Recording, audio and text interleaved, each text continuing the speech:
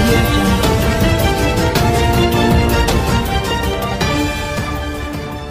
ఇక ఆరో అంశం Kaleshwaram project, Tammidihatti, Sitarama, Tupakulagudem, Devadula, Penuganga, Ramappa Pakala link canal, వీటన్నిటి మీద కూడా చంద్రబాబు నాయుడు కేంద్ర ప్రభుత్వానికి వారు ఫిర్యాదు చేశారు.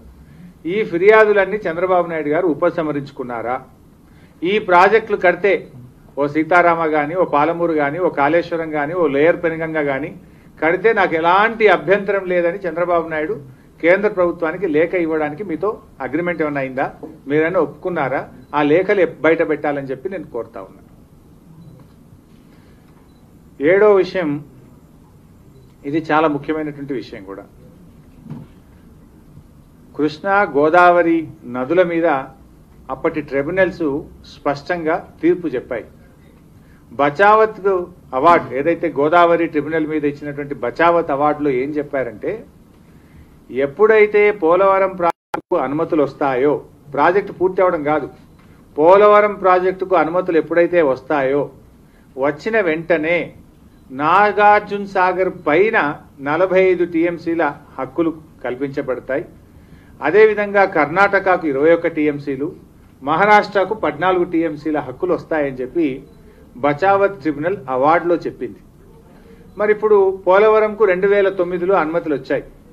2009 నుంచి 2014 దాకా కాంగ్రెస్ పార్టీ అధికారంలో ఉన్న ఈ 45 టీఎంసీలు తెలంగాణకు దక్కలేదు.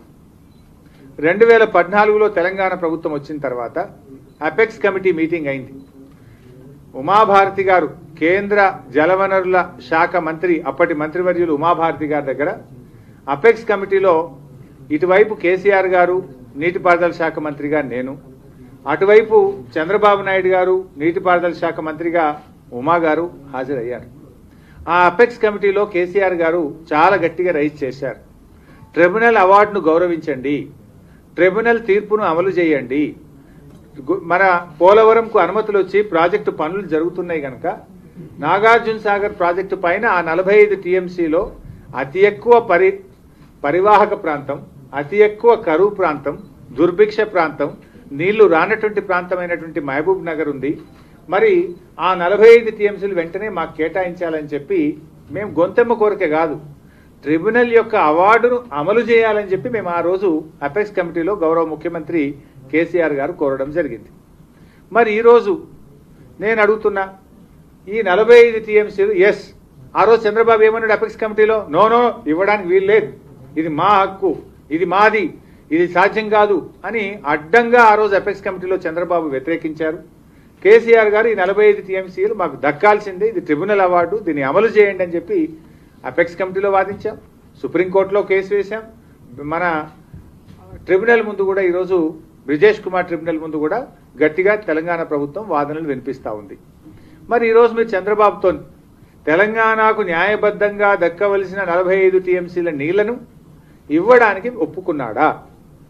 5 ఏళ్లు ఇదే కాంగ్రెస్ పార్టీ అధికారంలో ఉండి 5 సంవత్సరాలు మీరు అడగలేదు, ప్రశ్నించలేదు, అడిగే ధైర్యం తెలంగాణ ప్రాంత నాయకులకు లేకపోయింది.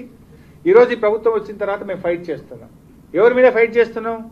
ఆంధ్రప్రదేశ్ ప్రభుత్వం మీద, అక్కడ ఉండే ముఖ్యమంత్రి చంద్రబాబు నాయుడు మీద ఫైట్ చేసి మన రాష్ట్ర ప్రయోజనాలను, మన రాష్ట్రానికి న్యాయబద్ధంగా హక్కుగా రావాల్సిన 45 టీఎంసీల గురించి మనం పోరాటం చేస్తున్నాం. మరి మీరు అటువంటి మనిషితో పొత్తు పెట్టుకుంటామంటున్నారు.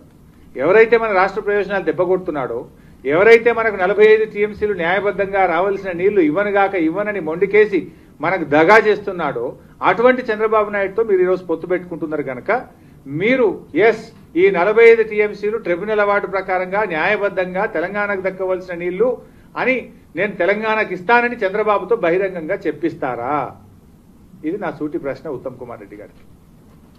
ఇకపోతే 8వ ప్రశ్న, జనరల్గా చంద్రబాబు నాయుడు గారు ఎప్పుడన్నా మాట్లాడితే తెలుగు జాతి అని మాట్లాడుతుంటారు.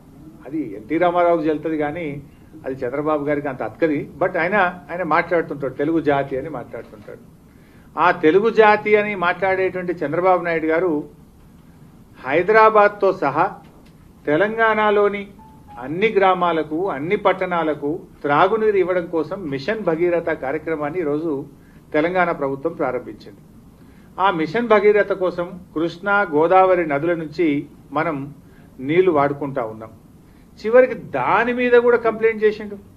10 ఏళ్ళు ఉమ్మడి రాష్ట్రం అంటావు, మీ ఇల్లు హైదరాబాద్లో ఉంటుంది, నువ్వు కూడా ఇదే కృష్ణా నది నీళ్లు తాగుతావు, ఉమ్మడి రాష్ట్రంలో అందరు తాగుతారు.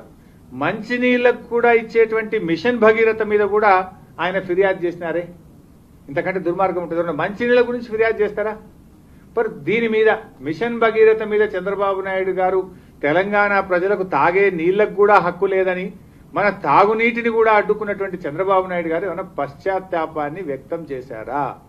దీనికి సమాధానం చెప్పాలి. ఇకపోతే 8వ ప్రశ్న. కామెంట్ చేయండి. ఎప్పటికప్పుడు మా వీడియోస్ చూడాలంటే సబ్స్క్రైబ్ చేసుకోండి.